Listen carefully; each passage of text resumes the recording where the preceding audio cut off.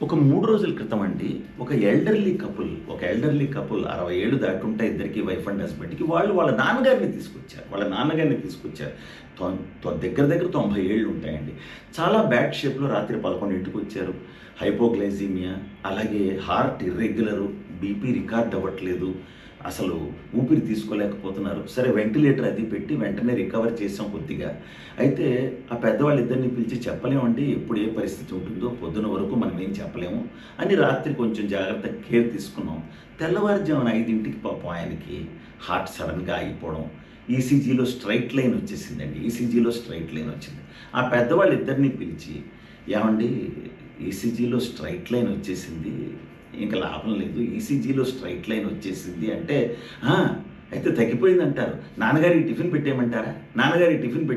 కాదు మాస్టారు, పరిస్థితి బాలేదు, ఆయన పోయారు" అనంగానే ఇద్దరూ కొలాప్స్ అయిపోయారు.